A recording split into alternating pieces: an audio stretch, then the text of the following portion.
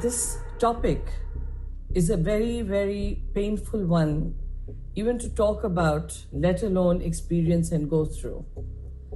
Domestic violence has existed for centuries.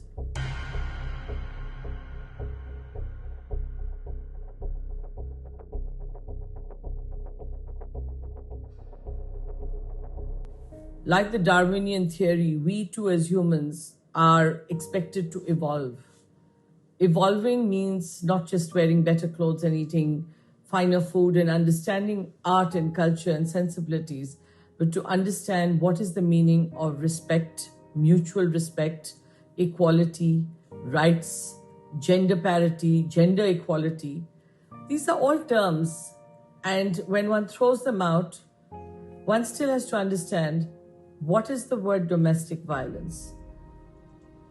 I am someone who likes to also go out and ask people questions, people who I work with, people from all classes of society.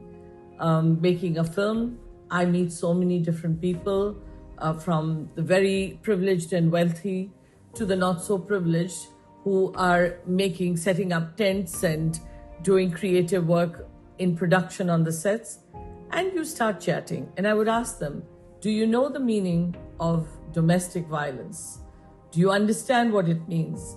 And I got so many different answers. Those who were wealthy said, well, my husband is wonderful and perfect. And yeah, he may lose his temper sometimes, but he doesn't mean it. I should not have provoked him. He usually gives me a very expensive gift, and he is so upset after that. Hear that voice. They don't even know their rights have been trampled upon, because it is years of a patriarchal system that gives privilege to the boy child, to the boy, to the male. The girl child, get rid of them in the womb. I don't want to digress, but all of that is leading to domestic violence, because a mother-in-law, father-in-law will say, well, she didn't produce a male heir, so she is not as important as the other daughter-in-law. Or if they have a son who is abusive, they say, let's marry him off and she'll take care of it. But does everyone realize that you are perpetuating violence? You are not solving the problem.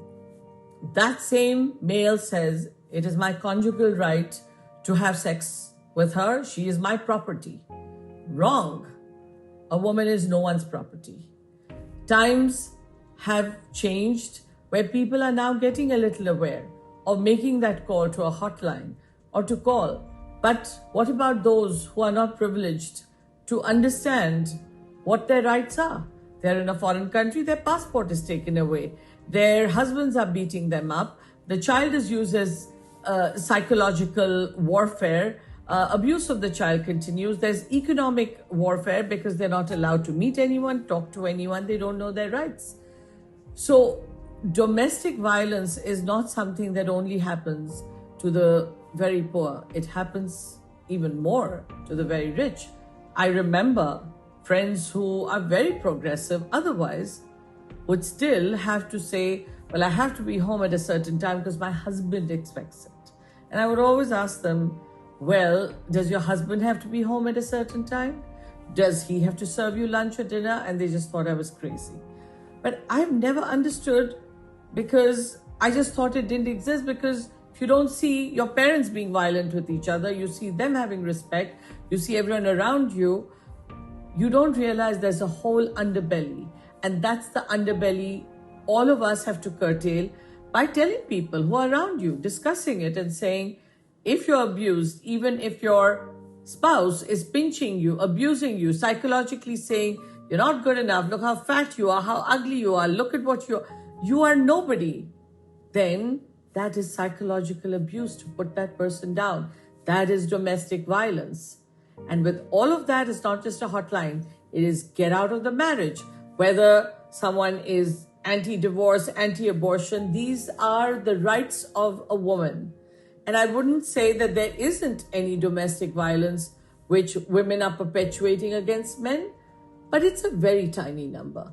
And yes, whoever does it, it is wrong. It's not just that It never happens to any man. There are a lot of good, decent men, and women have abused them, but it's a much lesser number.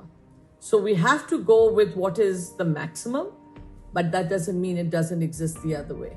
So with that, remember, tell your girl child and give her the courage to speak up. Domestic violence cannot be tolerated.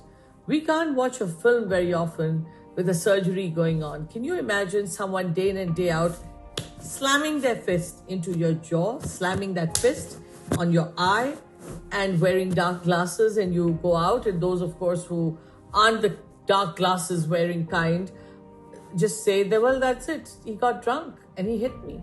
Well, really? It's not okay. It's never okay to hit your spouse or to use that child and to abuse. It is not okay. So just my message that let's be aware of it. Let's explain to everyone that hitting even once or twice, you don't deserve it. It is that person who has lost control, who doesn't understand your rights. You are not his property. And even in the days of the Mahabharata, where Yudhishthir is supposed to have, bet Draupadi in a game of dice, there are a lot of controversies where it didn't really exist. And even others in mythology that you talk about, where it says the women could not demand things, but there was a mutual respect. And times have changed. And in that time, women today must understand, mother-in-laws, daughter-in-laws, everyone, violence even once is not okay. It is not something anyone should tolerate.